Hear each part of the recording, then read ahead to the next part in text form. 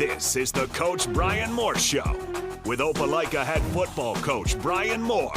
And now with Coach Moore, the voice of the Bulldogs, Van Riggs.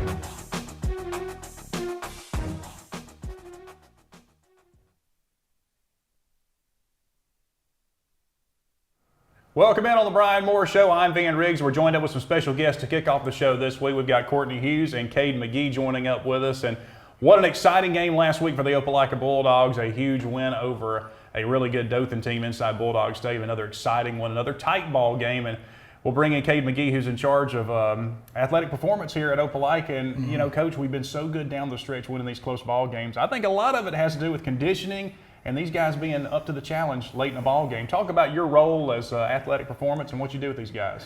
Yeah, well, I'm super proud of our guys as well. We've had a lot of close games. I think we've won 4 games now by less than 7 points, and so it just shows a lot about the grit and resiliency of our boys and the time we spent building into that all off season. And that's why I kept telling our guys is, I know we haven't physically dominated teams like we wanted to as far as the scoreboard, but I'm just so proud of their fight and their resilience and their grit to keep playing and not lose control and stay connected and all that stuff that we've been just hammering into them all off season. As far as a conditioning standpoint, we're still training really hard. Our boys know all about Tuesdays. Tuesday practices are really tough, really physical, and we still condition once a week. And so on Tuesdays, at the end of practice, we'll do what's called a team run.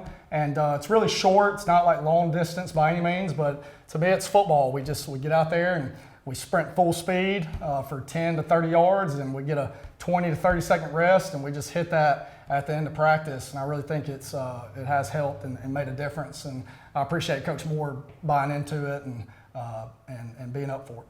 Yeah, and this goes for all different sports too. You're working with girls sports, I mean the rest of the male sports, and a lot going on right now too for you, not just football. Yeah, that's right. Yeah, volleyball's in season right now, and they're having a great year along with flag football. And then for the off-season kids, we got baseball in there training hard right now, and girls basketball, wrestling, soccer. They're all in there. I see them a few times throughout the week, and it's going really good. We got a lot of exciting stuff coming, and really looking forward to that, and pleased with how year two's going so far. And there's so many things that you track, even during the games, that you can go back and look at how fast people are running when they caught a pass. We know we saw that with Andre Van back in the Callaway game. The miles per hour that you keep track of, you kind of know if something may be going wrong with a particular player by if their miles per hour drops off or something doesn't look right. Yeah, that's our Titan GPS units that we wear now. We purchased those back in the spring. I was kind of hesitant to bring GPS because I didn't know that much about it and just wasn't real familiar with it. And Coach Moore was the one that brought it to me and was like, "Hey, what do you think about this?" And I was like, "Let's go for it." And so we bought them back in the spring, and so we got to track our guys through spring practice, through summer, and then fall camp, and now in season. And so those GPS units that I'm sure a lot of people see them wear on Friday nights is just incredible. What all they can track in that little bitty pod in the back of their upper back is where it goes, and that thing will track yardage, in-game speed, how many times they accelerate, decelerate, and one of the main measurables that me and the football coaches keep track of in season is something called player load. And so player load is a number that's calculated from how many high-speed sprints they took in practice or in game, how many times they had a hard deceleration, and then total yardage. And so we've had, normally our DBs and wide receivers, Jamel Griffin, Jalen Washington, Norman Matthews, Braden Howard, all those DBs that are running a lot, Andre Van, they normally have a super high player load number because the amount of yardage and sprinting they're doing throughout the week in practice and in the game. But it's been so beneficial to me and the football coaches because I'll pull up a report midway through the week after Tuesday, and it'll pull up all of our guys and just kind of show us where they're at player load wise and whether or not they're high or right where we want them to be or low, meaning they need to be pushed a little bit more to get ready for the game Friday night. Is any of that in game or is that just after the game? Oh yeah, I mean I'm not able to look at it in game, and so at the end of the game I bring those pods back up and we sync them up to my computer, and by late Friday night or Saturday morning I can pull up everything from the game and and see all of our measurables, see how we did. We'll probably get there at one point, right? You know, where hey, Andre's breathing pretty hard. We got to get him out of the game right now. That would be crazy, but I wouldn't put it past these sports scientists these days. Yeah, well, I know it's a lot going on with you. You're there on the sideline too. I know traveling with the team, you're there with them. You help them stretch, get loose before the game as well, right? Yeah, I love that. I enjoy it. You know, I tell the guys I don't have to coach a position on the field, so I'm the sideline coach, and so whatever they need, all Friday night, me, Miss Kourtney, Miss Maddox, their students, we're trying to keep them ready. If they need anything, whether it's a liquid IV or massaging a cramp out, whatever it is, we're just trying to get people in place. Kourtney Hughes now is a full-time trainer at Opelika. I know you're excited to be here full-time. No stranger to Opelika. Kind of tell us about how you first came to Opelika. I know you were with the Orthopedic Clinic for a while. Yeah, so I'm from Florida. I graduated from the University of North Florida with my bachelor's in athletic training. And I decided I wanted to come to Auburn and get a master's degree. So I worked as a graduate assistant through the Orthopedic Clinic. And I was at Opelika Middle School, and then I helped here on Friday nights as well. And then I was there for 5 years when I became full-time, and the last 2 years with the Orthopedic Clinic, I was at Lee Scott. And then this position became available, and now I'm full-time here. Oh, I know everybody's excited to have you here. Your role, you're here all the time, so you're here at practice when the kids are training, and I know some injuries do happen there as well, right? Yes, summer, fall, spring, winter, all of it. Yeah, the 7-on-7s and all that stuff that's going on. You're with the teams, and you're not, of course, just with football, the rest of the teams as well. Correct. I cover all the sports, me and Miss Maddox, and then we have athletic training students. We have 6 with varsity football, and then we have 5, I believe, with JV and 9th grade football. Well, I know you can't give an injury report, but I know it's been a challenging season with those injuries. You've had to deal with a lot this year. I know it's kind of been stressful for your first time full-time, right? Yes, it's been keeping us busy. Yeah, I imagine so. I think we're getting better, though. I think we're healing up a little bit, right? Yes, thankfully. There you go. Let's keep it that way. Absolutely. Well, Kourtney, appreciate your first time on the Bryan Moore Show. I think it went good. Yes. All right, Kade, I think this is your second time on the show, right? Maybe, something like that. And I just want to add, too, the tremendous job Kourtney has done so far since she's been here. She is bringing a ton of value to our whole school and our whole athletic program as a whole, not just football, but I see the work she's doing throughout the day. And we have athletes come in through the facility throughout the day, and she helps them with rehab and all sort of things. And she's just doing a tremendous job, helping me out a lot in the weight room on the strength side of things as well. So we're really excited, really thankful to have Kourtney on board. Absolutely. Yeah, both tremendous jobs and both big jobs, and I know busy jobs. So thank y'all both. Yeah. Thank you. All right, we'll continue with the Coach Bryan Moore Show coming up next with the head football coach, Bryan Moore, after this timeout. This is the Bryan Moore Show.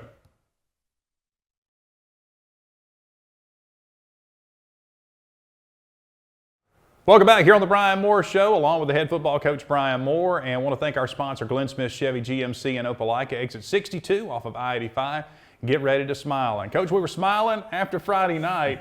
Not a lot of things went good for a lot of the game, but there at the end when it counted, again, finding a way to make the plays to pick up a big win over Dothan. Congratulations on that, Coach. And I know these tight games, we've talked about it, they can go either way, but they're going your way. Now, we talked to Coach McGee a little bit about being conditioned and being ready for the moment. I think a lot has to do with his work in the weight room. Well, there's no question about that. I mean, not only Kade and his job in there, but also, Miss Kourtney and getting kids back into the game, and return to play is extremely important for our kids. So, and that's, our year's been weird as far as injuries. I know, she talked a lot about, having to kind of piecemeal it together and get kids back, and she's done an incredible job. But you're absolutely right. Not only our strength piece, but speed and our conditioning. That's one thing Kade has kind of taken over is a lot of conditioning for us this year.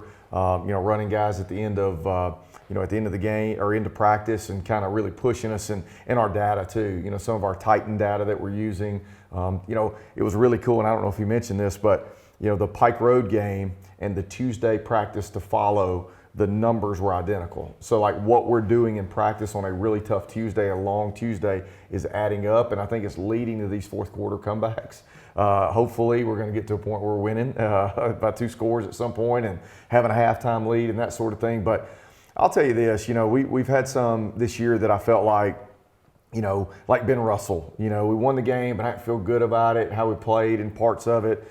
Same thing with Pike Road, who won the game, but there were really sloppy parts of it.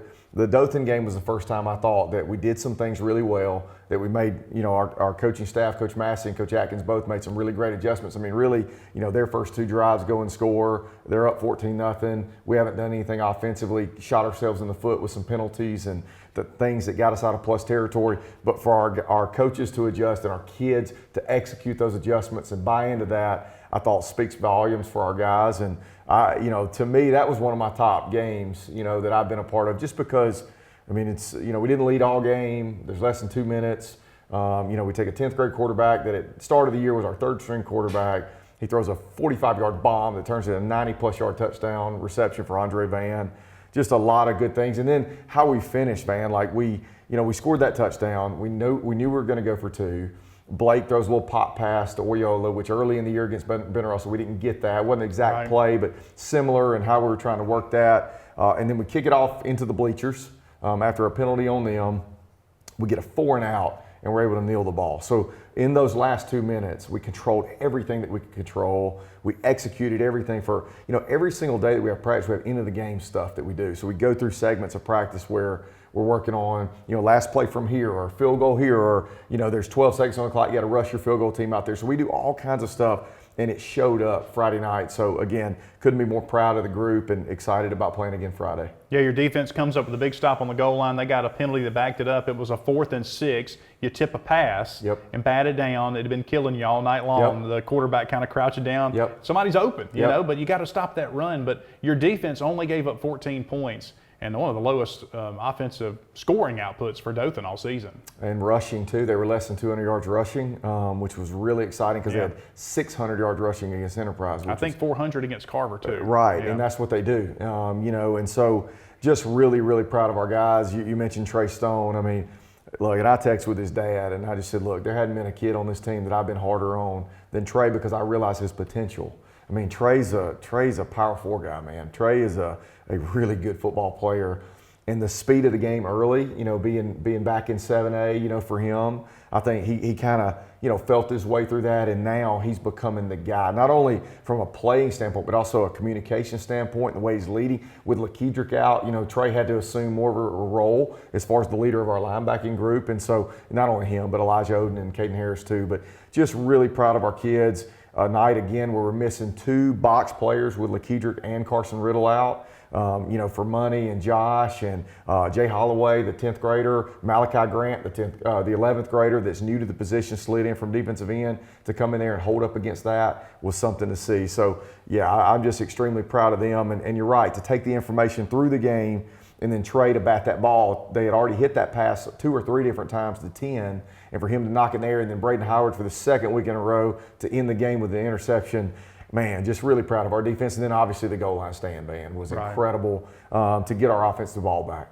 Well, I know, Coach, you can't do this a lot. I know in the back of your head you'll kind of do it, but we kind of talked about it a little bit during the week last week. It's how good this defense is playing, how young some of them are. And even on offense now, you got a sophomore quarterback playing that's making big-time plays. I know you got some pieces on offense, that are especially at tailback, that are some older guys. But the future is really bright, too, for this team. It is. Where you look last year and you saw, 10 of 11 starters on defense and 7 offensive stars or whatever, and you lose 17, 18 guys that were like massive contributors out of an incredible senior class. This is a really good senior class, too, and it's really top-heavy with Blake and CJ and Jordan Waits and some of our defensive guys, too, Leland Bale and some of those guys over there on defense, baby TJ. But you do have a lot back. And, the cool thing is you're seeing those juniors now with 7 games under their belt, the guys like Xavier Thomas, and Trey and some of those guys that are just absolute money Thomas, just stepping up and playing really well. Therese and Isaiah Gray just really doing a great job, and they're helping this senior class have the type of year that they wanted, and there's still a lot left, and 3 huge games, 2 of which are on the road, that we got to go play well. That'll have all to do with playoffs and seeding and all that kind of deal. But just proud of the group, man. And I'm like you, it's exciting. The future, and then even our 10th grade class, a lot of guys are going to help us. And you had a Dothan team that was really fighting for a playoff spot. Not to say they're out of it right now, but it really puts them behind losing that game to Opelika on Friday night. Right. And if you lose that game on Friday night, you've got to kind of run spot. the table now. The future's not. I mean, it's not up for you. Right. You have to have things play out. So you're at that point of the season where every game's almost must win now. Especially in this region, and then not only Dothan having a lot to play for, but also coming off a bye. Yeah. And you could see some of the wrinkles that Coach Kennedy and his staff, man, they do a really good job. Golly, the little shovel pass early on 4th down that 10 almost scores on. We've not seen that. And some wrinkles formationally that we had not seen. They just did a really good job. I mean, that's what you get in this region, man. It's just like every week these people are really, really well coached. I mean, you're not going to out-athlete them. They have players too. Number one's the best running back we've seen all year. He's an absolutely dynamic player, and I'm thankful he's a senior.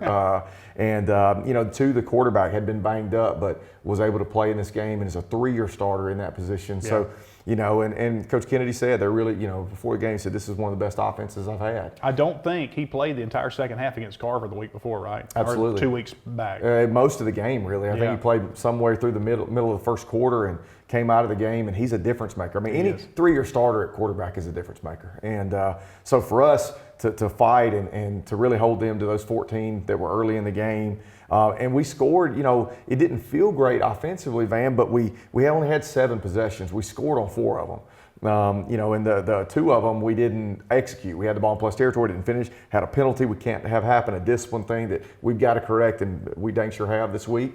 But it's just really exciting to see us, answer, and then, as you said, the big throw from the 10th grade quarterback and the protection, and Andre Van continuing to be himself and be a huge bright spot for this team. Well, in Dothan, I think on that last drive of the game, got it with about 8 minutes to go in the 4th quarter. Before you know it, you look and you stop them, but you only got 2 minutes left in the game. Absolutely. That's what they'll do to you. Well, I mean, again, both groups had 7 possessions. Yeah. I mean, so it's crazy that we knew the game would go fast. I looked at my watch. I don't normally do. I don't know why I did, but it was 7:40 and it was halftime. Yeah. And it was like, oh my gosh, this thing is flying by. And so I tried to steal a possession in the second half with a little pop kick, but the thing kept rolling on us.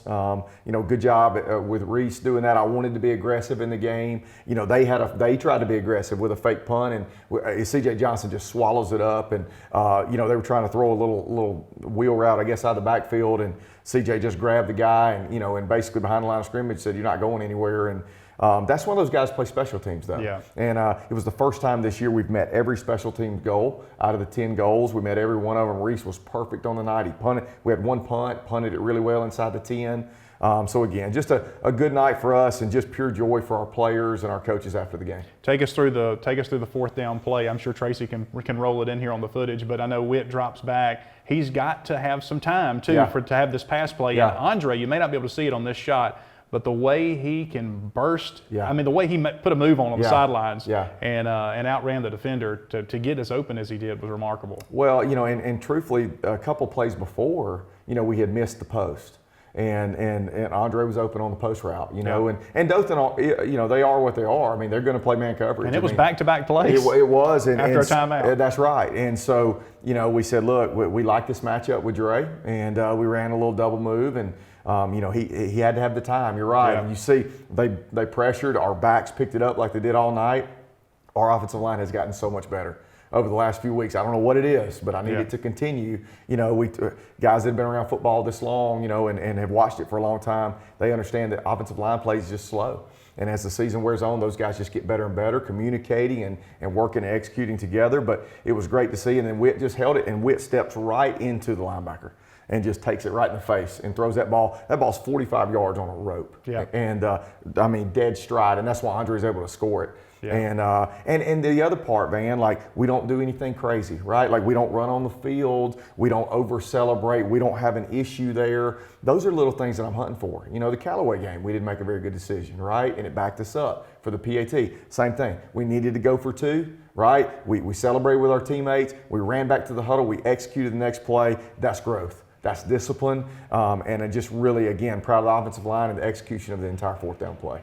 All right, Coach, Enterprise, they're 2-4 on this season, not their best season in a while. Yeah. They're struggled a little bit in some key areas. Ben Blackman's their football coach, so you can't never take this team for granted. Right. I know they'll be ready to play. They've got a really veteran quarterback back there. Yes. And who knows at what point they're going to break out. Talk about Enterprise and what you see. Well, I mean, the 4 games that they've lost are all region games that are against really good people. I mean, honestly, the only time they really stepped down to play anybody's Andalusia, who's really talented, early in the season. Then they play Pike Road and beat them on the road, so we know what level that is. And then they play 4 region games in a row against our region, which is the best out there. And any team in this region, if you don't go play well, they're going to beat you, especially at home. And so we've got to do a great job of understanding that none of that matters. I mean, Opelika is not exactly crushing souls right now either. We've won games and our kids are doing what they need to. But every week we're going to have to play better and better to go win, and it's a long trip, and we're going to have to handle all the logistics of getting down there and the travel. So for our kids, it's been really locked in. We talk a lot about trying to become excellent. I think we have a good football team, right? But I think there's another step that this team can take, and I really hope that we see it this week. We've got to go down and start faster. We can't continue to spot people 14 points and expect to come back and win. That's really, really tough to do, especially in a night that's going to be limited possessions. And Enterprise is going to do the same thing. I mean, they don't want to throw the ball 50 times. It's not going to be like playing Central. Right. This is going to be a game that the clock's going to run, and you got to value possessions. You got to get some stops. We got to get some 3 and outs, and we just got to start the game faster. But again, we've had a good week so far. Our kids are excited. I think that winning these games late has given us a lot of energy in practice and a lot to play for our seniors. So, and they also understand that every game that we play is another step forward in the playoff run, and that seeding matters. Being at home in the first round of the playoffs, still having an opportunity, if we handle business, to be in the region hunt. I mean, that's not over either. And so for us, we've got to continue to play well and continue to get better. And their quarterback, I know, is a guy he's not scared to tuck it and run it, and that's a big part of their game too. Absolutely. I mean, it's a wildcat type situation every time, but he can really throw it. He's a left-handed kid. He's a very, very good football player, a 2-year starter for them.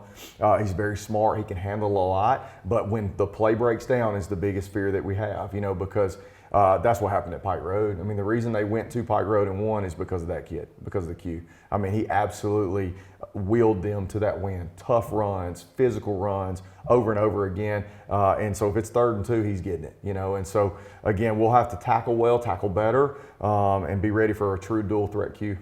All right, Coach, good luck Friday night. We need a big crowd heading down to Wildcat Stadium in Enterprise. Again, kickoff 7 o'clock. Should be an exciting one. Get a good preview of the game on Thursday at the Opelika Bulldog Football Luncheon. That'll be at the 316 Center First Baptist Church in Opelika. You can RSVP on the Bulldog Facebook page. Just click the link there and just come on Thursday. We'd love to have you at noon. Again, 316, 1 hour. Coach Moore will be there with some special guests this week. Yeah, with Coach McGee and Miss Kourtney again. Right. So we're going to talk more about the rehab and the job those two are doing for us. Yeah, it should be a lot of fun. So make sure and join that. And we'll see you Friday night, Wildcat Stadium at 7 o'clock. And this has been the Bryan Moore Show. We'll see you next week.